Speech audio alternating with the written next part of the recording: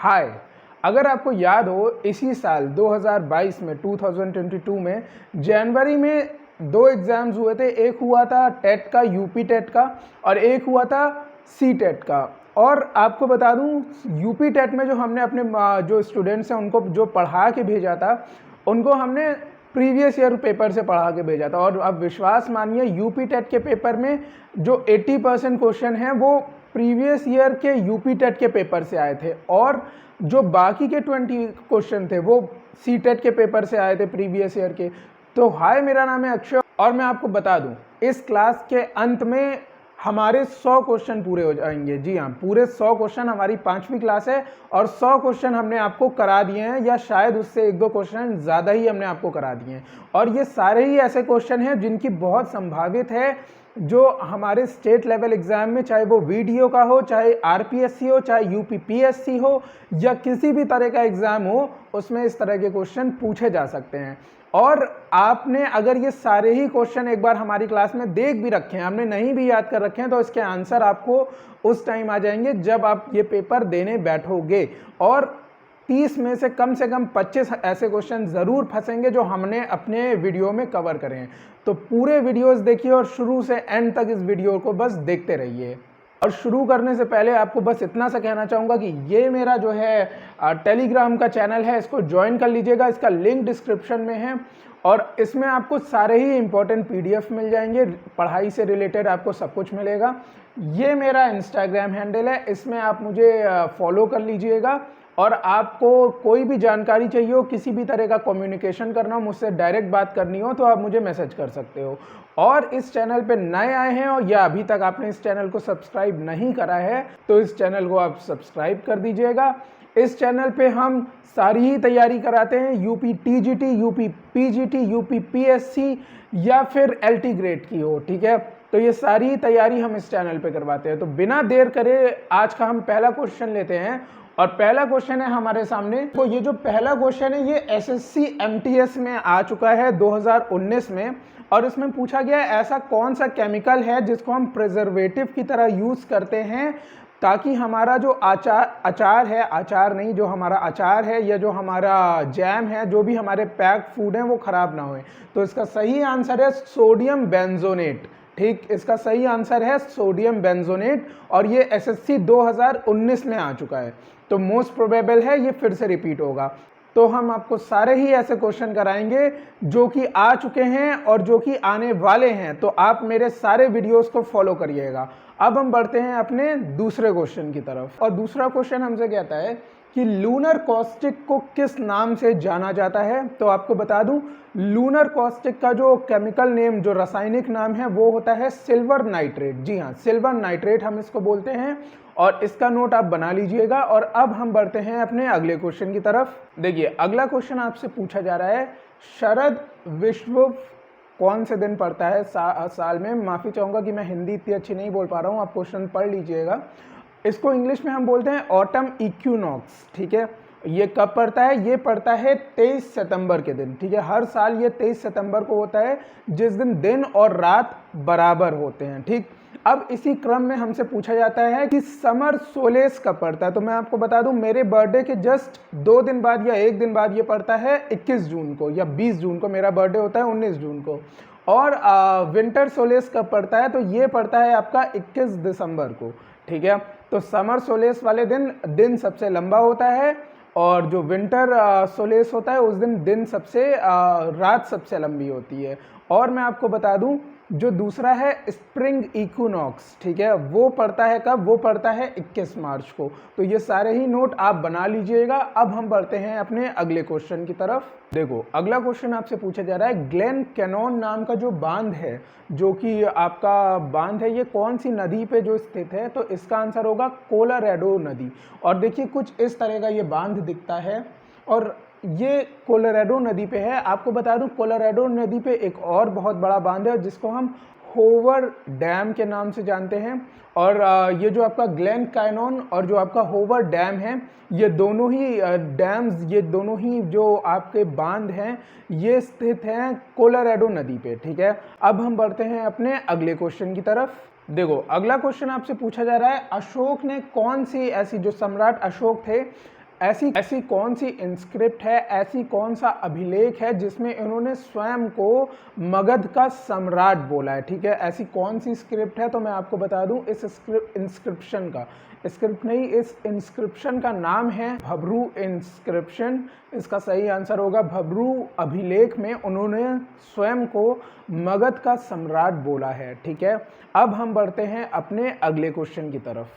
देखिए, अगला क्वेश्चन आपसे पूछा जा रहा है, 10 अवतार मंदिर का जो निर्माण है ये किस काल में हुआ। तो आपको बता दूं गुप्ता काल में, जो गुप्त काल है उसमें इसका निर्माण हुआ था। कुछ इस तरह से ये मंदिर दिखता है और आपको बता दूं भगवान विष्णु को ये मंदिर समर्पित है। ठीक, अब हम बढ़ते हैं अपने अगले क्वेश्चन की तरफ। देखो, अगला क्वेश्चन हमसे पूछ रहा है, नागा अर्जुन सागर परियोजना कौन सी नदी पे स्थित है। तो मैं आपको बता दूं ये है कृष्णा नदी में। ठीक है, साउथ में ये नदी पाई जाती है। और आपको एक और बात बता दूं कि मैंने कहीं पढ़ा था इस नदी में सबसे ज़्यादा हीरे मिलते हैं इंडिया में। जी हाँ, सबसे ज़्यादा हीरे इस कृष्णा नदी में मिलते हैं। तो जो नागार्जुन सागर परियोजना है ये कृष्णा नदी में स्थित है। अब हम बढ़ते हैं अपने अगले क्वेश्चन की तरफ। देखिए, अगला क्वेश्चन आपसे पूछा जा रहा है, ग्रेट हिमालयन नेशनल पार्क कौन से प्रदेश में स्थित है। तो आपको बता दूं इसका सही आंसर है हिमाचल प्रदेश। जी हाँ, हिमाचल प्रदेश में ये स्थित है। और देखिए, कुछ इस तरह से ये ग्रेट हिमालयन नेशनल पार्क दिखता है। इसकी आप खूबसूरती देख सकते हो, आप देख सकते हो किस तरह के इसमें वन्य जीव पाए जाते हैं। बड़ा ही सुंदर ये पार्क है। ठीक है, तो ये है, इसका नोट आप बना लीजिएगा। हिमाचल प्रदेश में ये पाया जाता है। हिमाचल प्रदेश में पाया क्या जाता है, बना हुआ है। ठीक है, अब हम बढ़ते हैं अपने अगले क्वेश्चन की तरफ। देखो, अगला क्वेश्चन हमसे पूछ रहा है, स्वर्णिम पगवाड़ा कौन से देश को बोला जाता है। आपको बता दूं म्यांमार को स्वर्णिम पगवाड़ा बोला जाता है। जो म्यांमार में बुद्धिस्ट टेम्पल हैं उनकी जो टोम्ब है, जो उनका गुंबद है वो स्वर्णिम है और बहुत ही सुंदर सा वो दिखता है। इसी वजह से उसे स्वर्णिम पगवाड़ा भी कहा जाता है। तो म्यांमार को हम स्वर्णिम पगवाड़ा बोलते हैं। इसका सही आंसर है म्यांमार। ठीक, अब हम बढ़ते हैं अपने अगले क्वेश्चन की तरफ।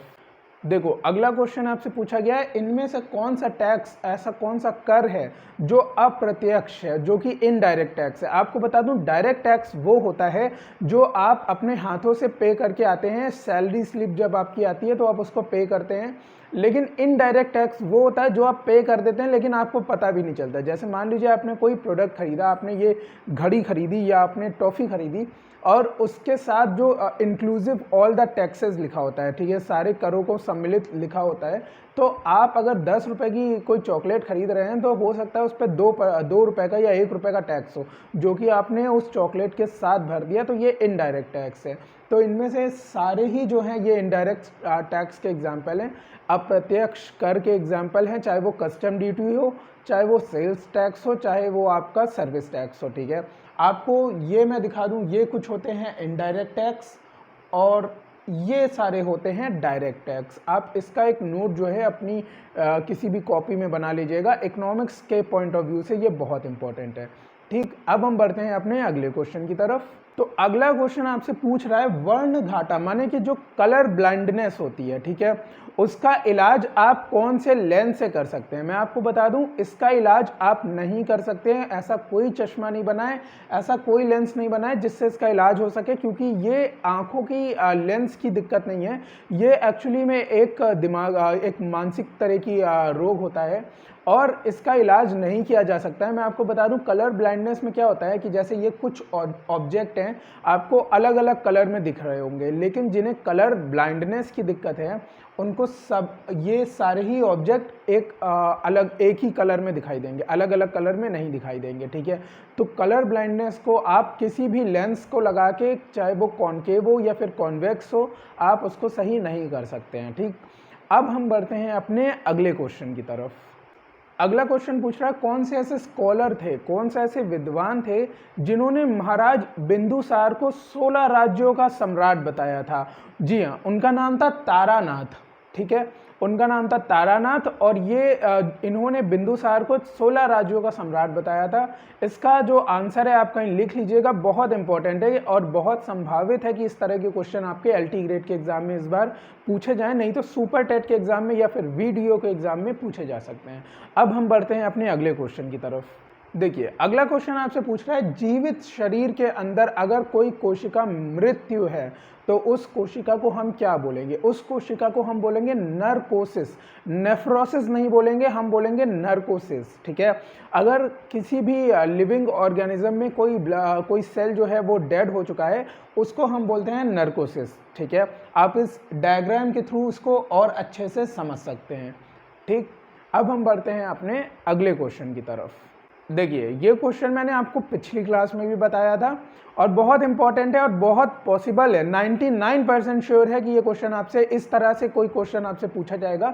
अक्षय ऊर्जा, रीन्यूएबल एनर्जी का कौन सा इनमें से एग्जाम्पल नहीं है? तो आपको बता दूं, सोलर ऊर्जा, जो आपकी सूर्य ऊर्जा है, सोलर एनर्जी है, और वो भी अक्षय ऊर्जा में आती है, उसको आप रीन्यू कर सकते हो। विंड एनर्जी, जो आपकी वायु ऊर्जा है, उसको भी आप जो है रिन्यूएबल कर सकते हैं, उसको भी आप अक्षय ऊर्जा में डाल सकते हैं। लेकिन जो परमाणु ऊर्जा होती है, जो न्यूक्लियर ऊर्जा होती है, वो आपको धरती के भीतर मिलती है और ये आपकी रीन्यूएबल एनर्जी नहीं होती है, ये एक ना एक दिन खत्म हो जाएगी। ठीक है, तो इसको हम रीन्यूएबल एनर्जी अक्षय ऊर्जा के उसमें नहीं डाल सकते हैं। तो इसका सही आंसर होगा न्यूक्लियर एनर्जी, परमाणु ऊर्जा। ठीक, अब हम बढ़ते हैं अपने अगले क्वेश्चन की तरफ। देखिए, एसएससी सीजीएल से ये क्वेश्चन पूछा गया है 2019 में, बुरी आत्माओं से बचने के लिए जो हिमाचल प्रदेश के बुद्धिस्ट हैं वो जो डांस करते हैं, उस डांस को क्या बोला जाता है? जी हाँ, उस डांस को हम बोलते हैं छम, CHAMM, छा और माँ। ठीक है, उसको हम बोलते हैं छम डांस। और कुछ इस तरह से ये डांस दिखता है, आप देख सकते हो।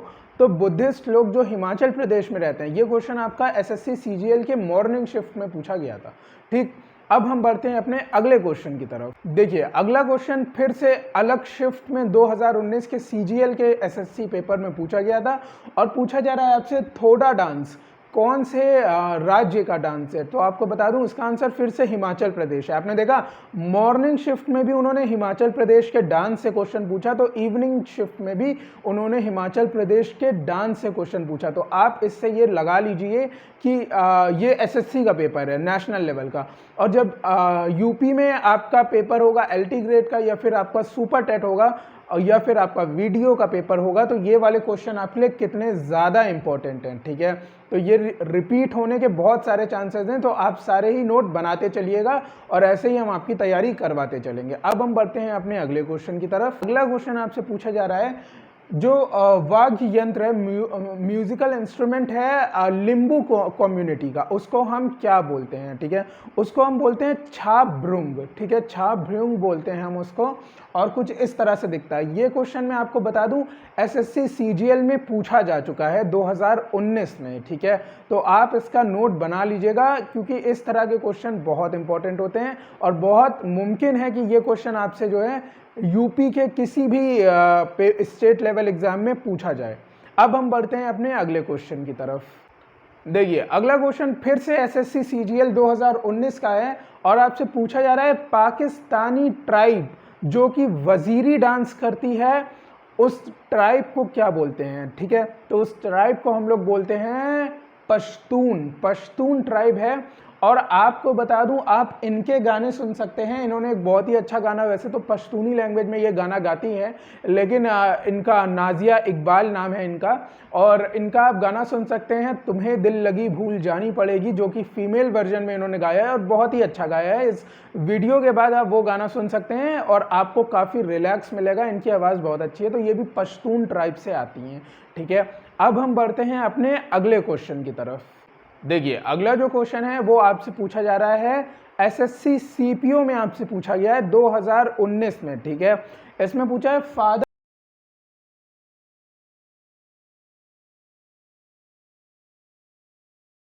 है, तो आपको बता दूं इसका सही आंसर है जहांगीर रतन जी बाबा भाई टाटा। तो इसका सही आंसर है JRB टाटा जी।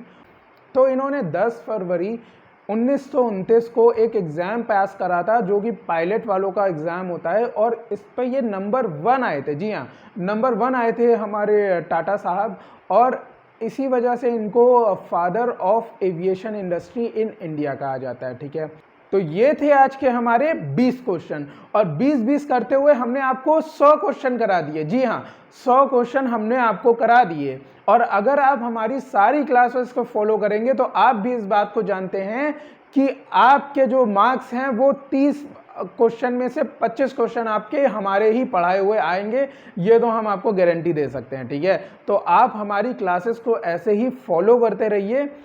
चैनल को सब्सक्राइब कर दीजिएगा, टेलीग्राम चैनल को ज्वाइन कर लीजिएगा, इंस्टाग्राम पे मुझे फॉलो कर लीजिएगा। मिलते हैं किसी और नेक्स्ट क्लास में, और तब तक के लिए थैंक यू सो मच।